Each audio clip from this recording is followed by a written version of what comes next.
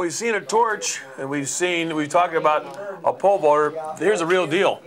The Olympic gold medals and silver medals and bronze medal. Bruce Baumgartner, our guest. Bruce, first of all, thanks. Good to see you again. My pleasure to be here. Thanks for coming again, My Bruce. pleasure. How are things in Edinburgh? Things in Edinburgh are going very, very well. How's the football season look? Football season, you know, they'll be in before you know it. Less than a month, they'll be practicing. You know, first game home is, you know, second week of September. So, you know, the athletes are preparing to come back. A lot of hard work going into, you know, getting ready for the season. We have our camp system going on strong right now, and oh yes, you know, new president. There's a lot of excitement, a lot of great things happening at Edinburgh, and you know, I think we're all striving for excellence. You know, it's just I think it's a great place to be. We want to make sure we get a good plug in for Edinburgh before we start talking about Olympics, because after all, they let you come down for the day. Let's talk about your Olympic. I guess what I go back to is carrying the flag in the ceremony in '96. That had to be just a. Dave talked about, you know, taking the torch into Erie, and there's all these people were lined up. There you were. The world was watching as you carried the American flag into Atlanta. Well, you know, that was obviously one of the greatest honors I've received, being, you know, voted captain of the Olympic team by my peers, by the Olympic team, and you know, representing our great country, carrying our great flag in opening ceremonies. It was just a fantastic time, fantastic day.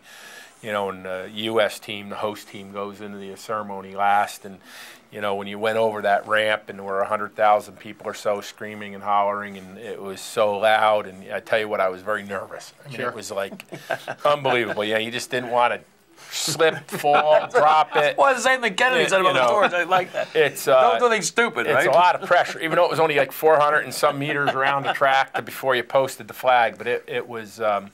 It was pretty stressful, but it was really just a great honor and a great time. What was it like when they voted you captain and you knew you were going to carry the flag? Was it tough sleeping that night for the next day, the ceremonies? I think it was pretty exciting. Yeah. I was excited, but you know, you take everything in stride. You know, I did get a good night's sleep. I don't think it affected my competition at all. And you know, the good thing about wrestling, it was, you know, 15 or 18 days after opening ceremony, so I had to compete. That's right. So yeah. it wasn't a, you know, next day. I know a lot of the athletes don't walk in opening ceremonies because they're in the first day or two of competition. Me, it didn't matter because, you know, I was like 2 weeks after the opening ceremonies before we actually competed. What's it like when they give you your uniform that says USA on it? I mean, how much pride? And though it wasn't made in China. Yeah, no, I'm pretty sure they were made in USA. You know, it's a great honor. I mean, it's when you walk through there, it's like having an entire clothing store, whether it was a Macy's or JC, just right there for the Olympic, and you just kind of go from table to table, and you know, they have your workout gear, they have your dress uniform, your award uniform, they have some casual stuff. You know, the Winter Olympics obviously gets coats and stuff. The Summer Olympics gets, you know, light jackets, rain suits, and so forth. But you know, they really outfit you pretty well. Some luggage so you can take your things over there, and usually, you know, a lot of sundry type items with all the different sponsors. So anything you see sponsored, you know, by the U.S. Olympic team, you know, sponsored, we usually get something. You know, sunglasses, different things. Now we haven't gotten. Now the BMW is a sponsor, and I don't see the guys running down BMWs, but that'd be nice. You know, nice, it's great, and you know, you feel really appreciative, and you know, obviously it has the U.S. logo on it, and it's you know, very branded for the Olympic team and our colors, you know, the red, white, and blue. So it's a real proud moment just to be able to represent our country. So let me ask you this question. From New Jersey originally. Correct. And you started wrestling as a very young man. We went through that one. Well, not as young as most people. Okay, you know, we had a lot of people from Meadville up at our camp that were first, second, third grade. Yeah. I didn't start till ninth grade. You started in ninth grade. That's kind of late. You're right. That's kind of late for you. You start in ninth grade. You're from New Jersey, and you go to college and stuff. Why do you keep bringing the New Jersey thing up? Oh, it's pretty Get close. to Indiana State. Okay. He's a Sycamore. And you went to Indiana State, but you're chosen for the Olympic team. I mean, when you sit back now as you got older and you look at all that stuff, how does it feel? Well, I think, you know, the average population doesn't know. You're really not chosen for the Olympic team. You know, you earn that through a series of tournaments, and you earn that from your performance. So, you know, it's it's a situation where as you become closer. My first Olympic team I tried out for was in 1980, and I made the final Olympic trials. I tried out in the final Olympic trials, and I was second, so I was alternate.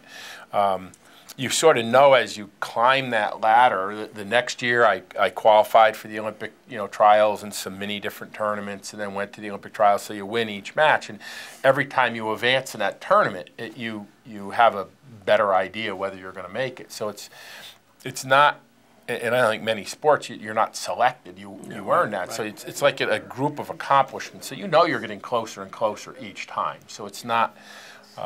When it's all done, you sit back and you say, boy, that was 4 years of hard work. Boy, it paid off. Now you got to focus on your accomplishments and winning the medal, or representing your team to the best and winning the gold. Now in 80, it wouldn't have gone anyhow because of Moscow. Correct. We boycotted that. 84, your first Olympics in L.A. Correct. Mm-hmm. And then once the Olympics is over, first time, do you take some time off then before you would start getting ready for the next one, or is it pretty much an ongoing thing? For me, it's always been an ongoing thing. I can tell for 4 Olympics. From about about 82 when I graduated college through 1996. Other than maybe a couple of times when I had injuries where I had a surgery or something, I probably didn't stop training for more than about a 2-week period in any of those time frames. Take a couple of weeks after the Olympics, and then you would start, either running or lifting or preparing. Not at the same intensity, but you never really could get yourself out of shape, out of form, out of technique. You had to keep going on. I think that's why I was able to be as successful as I was and make more than one Olympic team. And Bruce was indeed the most successful Olympic wrestler we've ever had. I'm going back and looking at this medal from Barcelona, and that's the one I remember. It was on a tape delay, and I didn't know you personally. I think, but I just as an American watching that, I almost cried when you won the gold medal. It was just such a great moment as a capping moment for the U.S. team. I got to tell you, I don't know if you understand when you're over there what it means to the rest of us. I don't know if you are able to fathom that later on or not. Well, I think most of the Olympians really take representing the United States of America very seriously. We understand that it is private individuals, corporations that sponsor us. It's not the federal government. Right. So it's really individuals that are supporting the Olympic effort in the United States, and it's volunteer coaches, it's volunteer administrators, it's the people that start from the Little League wrestling or the little track opportunities or baseball, whatever the sport may be. Those people all have ownership into your local volleyball club. They create the young 8, 9, 10-year-old, the Meadville wrestlers that came to our camp this summer. We had a lot of we call it the Small World Camp, which is a commuter camp where they start in kindergarten, 1st, 2nd, 3rd, 4th, and 5th grade. They come up for a couple hours, 4 nights, and have some fun and go in the pool. But those volunteers are actually the people that start the Olympic movement, because most of our wrestlers, volleyball players, track people, they all get a start in some type of club or junior high or high school, and then they develop on and through the colleges and so forth. So when you represent the United States, you're that whole grassroots organization that helped build us to that point. And it's we all have a little small stake in it. Everybody has a little small stake in it, and it is. I think they're, for the most part, when you look at it, it is the Olympians. Man, they'll do anything to represent the United States, do the best they can, and go on and be successful. And there are some sports where they have the professionals coming in, and most sports now are considered professionals. I mean, they can get prize money, they're allowed to coach, or there's even the track and fields and the wrestling, right. Even though they don't really get paid to wrestle, they're sponsorships, they're doing camps, they're doing other things. It's a lot different than back in the 70s when you couldn't do any of that and compete. You're right. But the Olympians take representing the United States pretty seriously, and although they don't see it firsthand because they're not back here, they do really, do their best and try to represent in the best manner. What's the Olympic Village like? when you live in the Olympic Village, you get to meet athletes from different countries, and you kind of Yeah. talk and stuff. I've always I stayed all for my Olympics in the Olympic Village, and it's different at different places. A couple of them, they have these big high-rise. I think Barcelona and especially Barcelona and Seoul. They had big high-rise buildings that they were eventually going to turn into like condos and apartments for people to live. Housing in the bigger cities. Nicer housing and so forth. And they had some cafeterias in the bottom of them, and they really it was almost like if you take a section of a city or even like a section of a large college campus, like a Ohio State or a Pitt. You take a large section of that and you just fence it off, and you have, your stores and your some recreational type of things. You have some, entertainment type of things. You have, huge cafeterias, and then all the other dormitories or apartment buildings. That's where the different teams. So the U.S. would have 1.5 buildings. Wow. Down the street, the Russians would have 1.5. Soviets would have 1.5 buildings, and then you all eat either in your cafeteria or others. And they had like, whoever the sponsor is, generally speaking, they're going to have some shops. And the international, not just our sponsors, they're going to have, like McDonald's has been a sponsor for years. They'll have a couple of McDonald's in there. And it's a pretty big place, though. I mean, you're talking, the U.S. alone has, I think, between 500 and 600 athletes. And then, obviously the coaching staff are significant. So it's a big place. And they treat you nice. The security is, a little cumbersome, but, you feel safe. You're talking about, from the beginning, what goes into all the people that build you up to get the Olympics. Who do you remember from the early days? Who was a kind of a big influence in your life on that? Well, I think it'd be wrong for me to mention one person, because I think what made me successful is I didn't try to be like somebody else. And when I talk to kids about success, whether it's in athletics or in other areas, you don't want to try to be like Bruce Baumgartner, or you don't want to try to be like maybe Jack Welch, who was head of GE and a big. You want to take what they do well and fit it into what you're trying to accomplish, and you need to be yourself. And I think I was very good at that. So I had, high school, college, Olympic coaches, world team coaches, and I tried to take the good attributes from all of those folks to be who I am today and the wrestler that I was. And it's apparently it worked.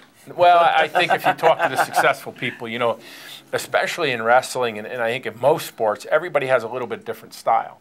Whether it's the pole vaulter, if you're trying to be like the best pole vaulter in the world, you may be taller, you may be shorter, you may be faster or slower, so you can't do everything just like that person. You have to adapt it to what you're doing and make it work for you. And I think that goes with not only athletics, but with life. I mean, if you're running General Electric, or you're running, a local tool shop here in Meadville, some of the same things may carry over, but if the tool shop guy tried to run it like the guy running General Electric, it's probably not going to work. And if General Electric tried to work it like the tools, you got to take what fits your situation in your life. I was going to say, Bruce, you got the opportunity that many people never got, was to perform in 2 Olympics in your own country. That's kind of a neat little idea too, to be able to do that.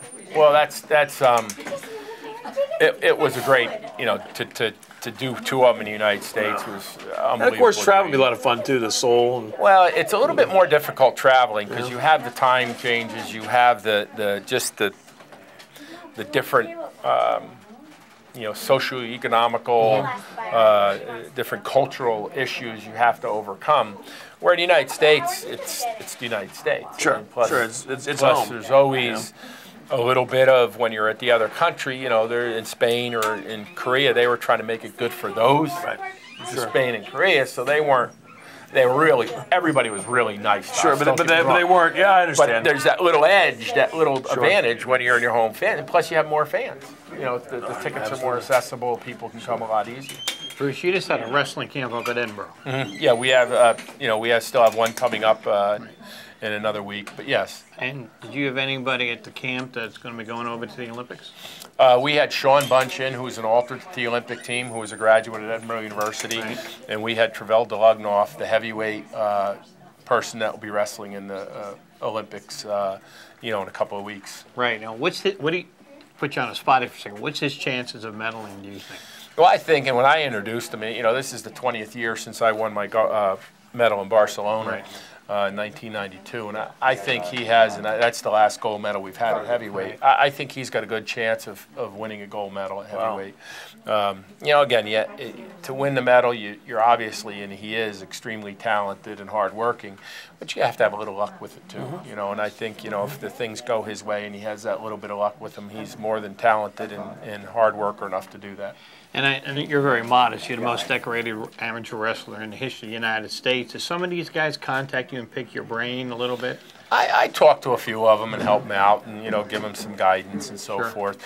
The rules are a lot different, and I'm, 16 years removed from my last competition. But hard to believe. There's still a lot of things, and, we sat down and talked about just handling all the hoopla. There's a lot of things going on in the Olympic Village, as I just mentioned. All the stuff that you have, you have to really, tamper that. You have to put that in perspective, because you can get all wild and hyped up and lose focus of what you're there for. That's got to be the toughest thing. Listen, we're almost out of time. Listen, one of the things I wanted to thank you for is you talk about the community spirit and things like that, what Dave Kennedy did and things like that, and what you've done. But the fact that you actually took time out of your busy schedule to come down here and spend a day with us at Armstrong to talk about the Olympics and everything, it's great. Thank you for being part of the community. Well, thank you. I always like talking about the Olympics, and I think it's a great thing. So thanks for coming down to me. My pleasure. Bruce Baumgartner, ladies and gentlemen, on Sports Close-Up on Armstrong.